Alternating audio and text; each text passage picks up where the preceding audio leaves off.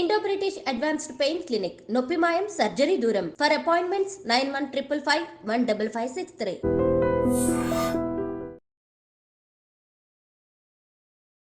నమస్తే, welcome to I dream inside politics with కవిత.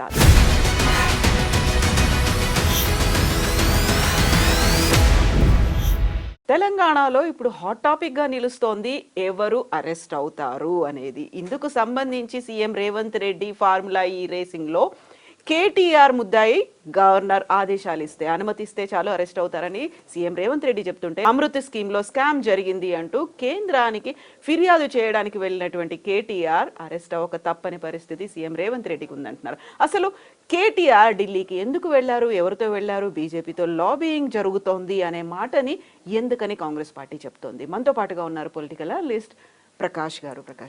నమస్కారం అండి. సో ఇప్పుడు కేటీఆర్ ఢిల్లీకి వెళ్ళారు. అసలు ఎవరిని కలిశారు, ఎందుకు కలిశారు? బీజేపీతో కలిసి వెళ్ళారు, లాబియింగ్ చేసుకుంటున్నారు, అరెస్ట్ అవ్వకుండా గవర్నర్కి చెప్పండి ప్లీజ్ అని అంటున్నారు, అందుకోసమే వెళ్ళారు అనే మాట కాంగ్రెస్ చెప్తోంది. స్వయంగా సీఎం రేవంత్ రెడ్డి అన్నారు ఈ మాట. ఈ మధ్య ఎవరు ఢిల్లీకి వెళ్ళినా పెద్ద వార్త అవుతున్నది. రేవంత్ రెడ్డి వెళ్ళినా కూడా ఈ 11 నెలల్లో 25 సార్లు వెళ్ళాడు అనేది. సరే, ఢిల్లీ వెళ్ళడంలో వ్యక్తిగత ప్రయోజనాలు ఉంటే ఉండొచ్చు, బట్ ఒక కాజ్ అయితే మనకు కనబడతా ఉంది. ఆయన ఈ అమృత్ దాని మీద టెండర్స్లలో గోల్మాల్ జరిగింది, అదే కంప్లైంట్ ఇవ్వడానికి వెళ్ళినా అన్నాడు. అక్కడ కంప్లైంట్ ఇచ్చిండు, వచ్చాడు. అరెస్ట్ కాకుండా ఎన్ని రోజులు తప్పించుకుంటాడు? ఒకవేళ నిజంగానే ఈ ప్రభుత్వం అరెస్ట్ చేయాలని చెప్పి కృత నిశ్చయంతో ఉందనుకుందాం. ఏమన్నా ప్రొసీజరల్ ల్యాప్సెస్ ఉన్నప్పుడు అరెస్ట్ చేయడానికి గవర్నర్ పర్మిషన్ ఇవ్వరు. ఎందుకంటే ఆయన ఇక ఇవాళ అసెంబ్లీలో ఎమ్మెల్యేగా, సీనియర్ ఎమ్మెల్యేగా ఉన్నాడు. ఇటువంటి వాళ్ళని అరెస్ట్ చేయాలంటే చాలా ప్రొసీజర్ ఉంటుంది. రెండవది ఏంటంటే, గతంలో సుప్రీంకోర్టు తీర్పులు, హైకోర్టు తీర్పులు ఉంటాయి. కొన్ని చట్టాలలో నిబంధనలు పర్మిట్ చేయవు, ఆర్టికల్ 17A అనేది ఉంటుంది, ఇవన్నీ ఉంటాయి. కాబట్టి గవర్నర్ దాన్ని స్టడీ చేస్తున్నాడేమో బహుశా. గవర్నర్ గారు కూడా ఒక మారుమూల త్రిపుర ప్రాంతం నుంచి వచ్చాడు ఇక్కడికి, అక్కడి వ్యక్తి అతను. సో కొంత లా కన్సల్టేషన్ అనేది ఎవరికైనా తప్పదు. గవర్నర్ అయినంత మాత్రాన పూర్తిగా రాజ్యాంగం మీద, చట్టాల మీద 100% గ్రిప్ ఉండదు. వాళ్ళు కన్సల్ట్ చేస్తారు. 15 రోజులు పట్టచ్చు, నెల రోజులు పట్టచ్చు. ఒకవేళ అరెస్ట్ చేయడం అనేది అవసరము, అలా లోపాలు కనబడుతున్నాయి, on the face of the రికార్డే తప్పులు ఉన్నాయి అని అనుకున్నప్పుడు విచారణ కోసం డెఫినెట్గా అరెస్ట్ చేయమని చెప్పి ఆదేశాలు ఇస్తారు. లేదా విచారణ చేసి మేము మీకు ఏమన్నా సాక్ష్యాధారాలు ఉంటే అప్పుడు ఆలోచిద్దామని చెప్తారు. బట్ ఒక్కటి ఏంటంటే, ఈ ప్రభుత్వాలు కక్ష తీర్చుకునే వైపుగా, అంటే రేవంత్ రెడ్డి 10 ఏళ్ల కింద ఈ టీఆర్ఎస్ ప్రభుత్వం ఆయన అరెస్ట్ చేసింది, ఆయనకేమో రెడ్ హ్యాండెడ్గా ఎవిడెన్స్ ఉంది కాబట్టి ఆయన ఇప్పుడు అరెస్ట్ అయ్యాడు. ఓటుకు నోటు కేసులో జైల్లో పోయాడు, చాలా రోజులు జైల్లో ఉన్నాడు, బయటకు వచ్చాడు. నన్ను అరెస్ట్ చేశారు అనే కక్ష కనుక ఆయన మనసులో పెట్టుకున్నట్టయితే అది కేస్ టు కేస్ డిఫరెంట్గా ఉంటుంది. కేటీఆర్ అట్లా మీకు రెడ్ హ్యాండెడ్గా దొరికిండు అనుకోండి, అరెస్ట్ చేసుకోవచ్చు, ఎవరు వద్దంటున్నారు. బట్ ఇందులో అటువంటి ఇది కనబడతలేదు. హెచ్ఎండిఏ అనేది ఒక ఏజెన్సీ. ఆయన senior IAS officer Arvind Kumar ఆయన నోట్ రాశాడు, ఆ నోట్ చూసి నేను సంతకం పెట్టాను, నాకు ఆ పవర్స్ ఉన్నాయి అని ఆయన అంటున్నాడు. పవర్స్ ఉన్నాయా లేవా అనేది విచారణ అయితే జరగాలి. పవర్స్ లేకున్నా ఆయనే పెద్ద అమౌంట్ కదా, అంత అమౌంట్ ఆయన రిలీజ్ చేశాడు అని అంటే తప్పు అవుతుంది. ఆయన ప్రెస్ మీట్ నేను ఫాలో అయినాను. ఆయన చెప్పింది చాలా నీట్గా ఉన్నది, నాకు ఆ పవర్స్ ఉన్నాయి, క్యాబినెట్ నిర్ణయం అక్కర్లేదు, అటానమస్ కాబట్టి చైర్మన్గా సీఎం గారు ఉంటారు, వైస్ చైర్మన్కే ఈ పవర్స్ ఉంటాయి. అదేమి మాటపూర్వకంగా జరగలేదు, రాతపూర్వకంగా జరిగింది. అరవింద్ గారు నోట్ పెట్టారు, ఆయన ప్రిన్సిపల్ సెక్రటరీ, ఆయన నోట్ పెట్టాడు, నేను కన్సిడర్ చేశాను. ఒక హైదరాబాద్ యొక్క కీర్తి ప్రతిష్టలు పెంచడానికి చేసిందే అది, కాబట్టి నేనేం తప్పు చేయలేదు. రెండో దానిలో కరప్షన్కి అవకాశం లేదు. ఆ డబ్బు ఏమో మా ఇంటికి వచ్చింది కాదు, మేము సంతకం పెట్టడం వల్ల అధికార దుర్వినియోగం ఏం జరగలేదు, అవినీతి కూడా అక్కడ ఆస్కారం లేదు అని చెప్పి ఆయన ఎక్స్ప్లెనేషన్ ఇచ్చుకున్నాడు. గవర్నర్ గారు దాని మీద ఏదైతే ఇప్పటిదాకా ఉన్న సాక్ష్యాధారాలు ఉన్నాయో, గవర్నమెంట్ ఏదైతే నోటు పెట్టిందో పరిశీలించిన తర్వాత చట్ట ప్రకారం నిబంధనలు కనుక పర్మిట్ చేసినట్టయితే అరెస్ట్ చేయడానికి ఆయన ఆదేశాలు ఇస్తాడు. బట్ నాకు అనిపిస్తుంది ఏంటంటే, ఇదంతా ఒక పబ్లిసిటీ స్టంటే తప్ప ఆయన అరెస్ట్ అయ్యేది ఉండదు, వీళ్ళు అరెస్ట్ చేసేది ఉండదు. ఒకవేళ అట్లా ప్రతి డిసిషన్ను క్వశ్చన్ చేసి అరెస్ట్ చేయాలంటే 100 కేసులు పెట్టవచ్చు. కానీ అట్లా ఏ ప్రభుత్వం చేయదు, ఏ ప్రతిపక్ష పార్టీ చేయదు. అయితే ఇక్కడ సీఎం రేవంత్ రెడ్డి ఢిల్లీలో అన్నటువంటి ఒక మాట, కేటీఆర్ ఢిల్లీకి వచ్చారు, వస్తూ వస్తూ గవర్నర్ని కూడా పిలిపించుకున్నారు, అనుమతి ఇవ్వకుండా అడ్డుపడడానికే ఇలాంటి చర్యలు, లాబింగ్ అనేది జరుగుతుంది అనేది. కేటీఆర్ పిలిస్తే గవర్నర్ వస్తారమ్మా? కేటీఆర్ ఇవాళ కేంద్రంతో చెప్పుంటారు, వాళ్ళు పిలుస్తున్నారు, ఇద్దరి మధ్యలో ఫ్రెండ్షిప్ అనేది కుదిరింది అని. యాక్చువల్గా ఫ్రెండ్షిప్ కాంగ్రెస్కును బీజేపీకే దగ్గరగా ఉంది ఇక్కడ. అంటే కాంగ్రెస్ అంటే పార్టీగా కాదు, రేవంత్ రెడ్డి గారికి మంచి సత్సంబంధాలు ఉన్నాయి. మొన్ననే చూసాం కదా మనం, హోమ్ మినిస్టర్స్ మీటింగ్ పెడితే మీటింగ్ అయిపోయినాక వచ్చేయాలి కదా. అమిత్ షా ఇంటికి పోయి ఏకాంతంగా 15 నిమిషాలు ఎందుకు మాట్లాడాలి? ఎప్పుడు బట్టి నెంబర్ పెట్టుకుపోయేటోడు, లేదా ఉత్తమం తీసుకుపోయేటోడు, ఎందుకు పోయిండు ఆయన ఒక్కడే? అది కూడా వాళ్ళ రెవెన్యూ మినిస్టర్ మీద ఈడీ దాడి జరిగిన తర్వాత ఎందుకు పోవాలి?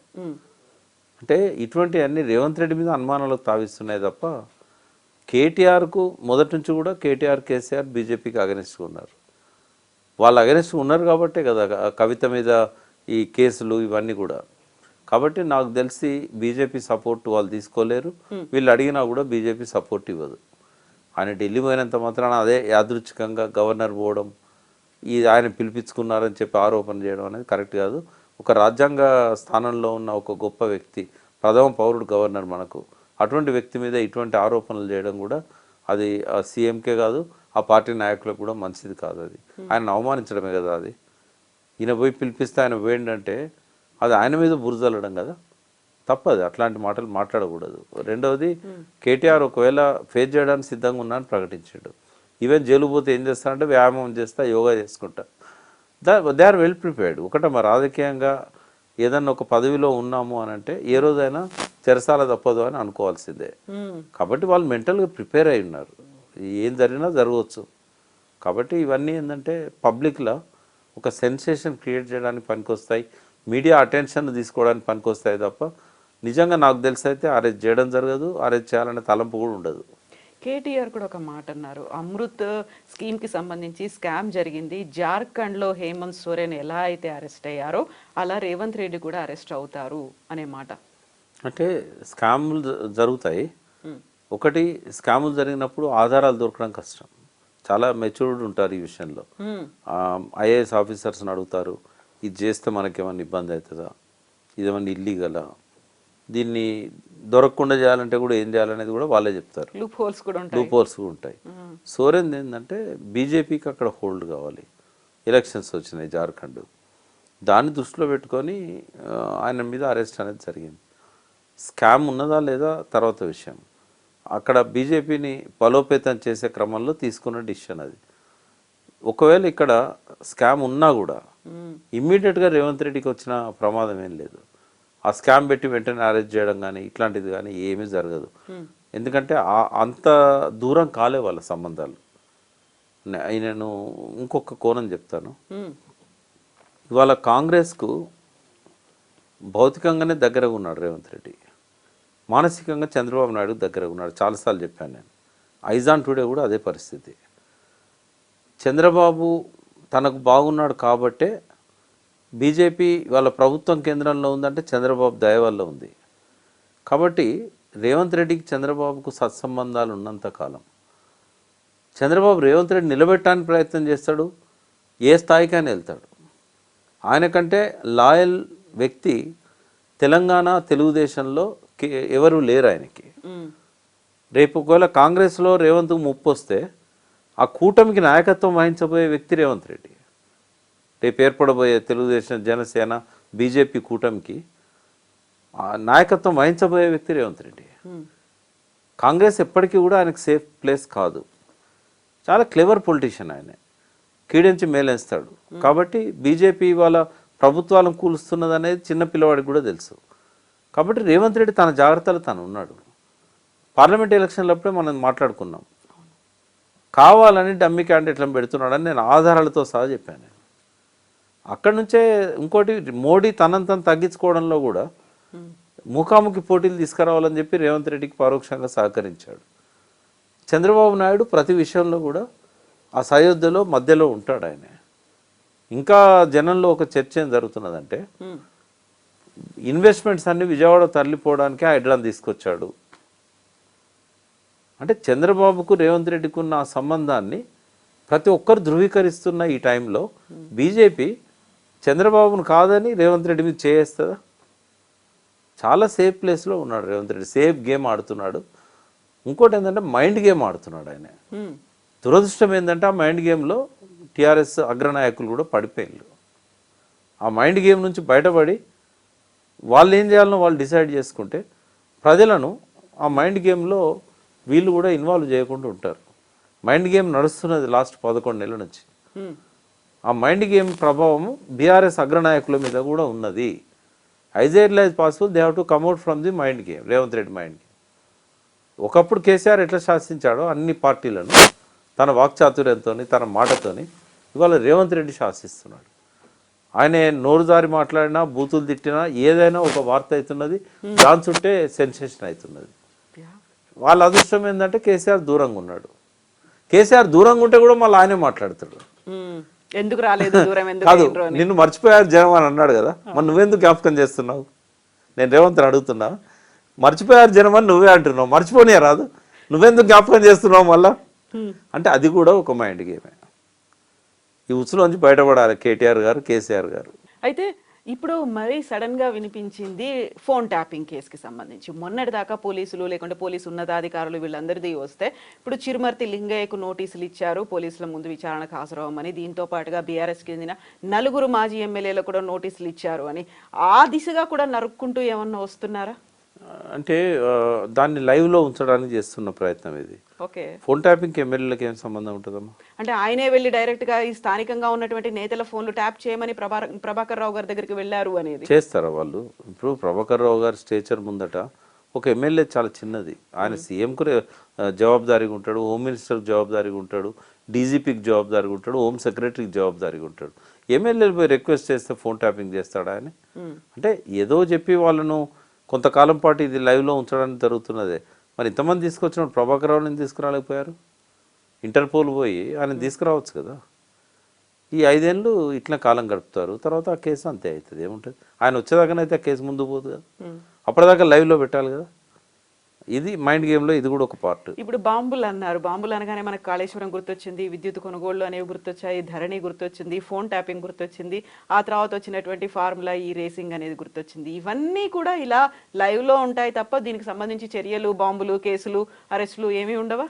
ఒకవేళ సీరియస్గా రేవంత్ రెడ్డి అరెస్ట్ చేయాలని అనుకుంటే డెఫినెట్గా ఆయన ప్రయత్నాలు మొదలు పెడతాడు, గవర్నర్తో కూడా పర్మిషన్ తీసుకుంటాడు, అరెస్ట్ చేస్తాడు. ఆయన ఎవరు ఆపలేరు. చిన్న గడ్డి కేసులో లాలూ ప్రసాద్ని 8 సంవత్సరాలు జైల్లో పెట్టారు. బట్ ఆ కక్షపూరిత రాజకీయాలు అయితే తెలంగాణలో లేవు. దానికి రేవంత్ రెడ్డి కూడా ఆ కక్ష రాజకీయాలను చేస్తాడని, ఎందుకంటే ఆయన ఒక అరుదైన అవకాశం ఆయనకు వచ్చింది. వచ్చినప్పుడు అది సీటు కాపాడుకోవడానికి చాలా మెచ్యూర్డ్గా ఆలోచిస్తాడే తప్ప ఈ చిల్లర రాజకీయాలు చేస్తాడని నేను అనుకోవట్లేదు. ఆధారాలు ఉన్నా అరెస్ట్ చేస్తాడని అయితే నేను అనుకోవట్లేదు. ఒకవేళ అట్లా అరెస్ట్ చేయదలుచుకుంటే పార్లమెంట్ ఎలక్షన్ల ముందు చేసేవాడు.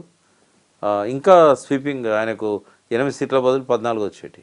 అయితే ఇప్పుడు మనకి ఎన్నికలు అనేవి ఇంకా 4 ఏళ్ళు ఉన్నాయి కాబట్టి ఒకవేళ జమిలియా వస్తే తెలియదు, కానీ అప్పటిదాకా వేచి చూసి కరెక్ట్గా ఎలక్షన్స్ ముందైనా ఏమైనా ప్లాన్ ఉంటుందా? ఇవన్నీ ఒకటి ఏంటంటే తన వైఫల్యాలను ప్రజల దృష్టి నుంచి పక్కదారి పట్టి డైవర్షన్ పాలిటిక్స్ అనేది మనకు రెగ్యులర్గా వినబడుతున్న మాట. హరీష్ రావు గారు అయితే రోజు మాట్లాడతాడు. అంటే ఈ డైవర్షన్ పాలిటిక్స్లో ఇవన్నీ భాగం. ఇప్పుడిప్పుడే ఎలక్షన్స్ ఏం రావు కాబట్టి ఇప్పుడు అరెస్ట్ చేసేది ఉండదు, ఇవన్నీ ఏముండదు. కానీ అమ్మ పులి అన్నట్టుగా ఒక భయము, ఒక బుసకొట్టుడు కరవది, బుస కొడుతుంది. ఇట్లాంటిదంతా మైండ్ గేమ్లో భాగం అవుతుంది. ఈ డైవర్షన్ పాలిటిక్స్ అనేది మైండ్ గేమ్. ఇది జరుగుతున్నది. ఏ బాంబుల గురించి మంత్రి మాట్లాడినా లేకుంటే ఎక్కడ ఎవరి మీద ఆరోపణలు చేసినా దాని వెనకాల ఉన్నది మైండ్ గేమే తప్ప రియల్ గేమ్ కాదు. ప్రకాష్ గారు, థ్యాంక్ యూ సో మచ్ అండి. Thank you.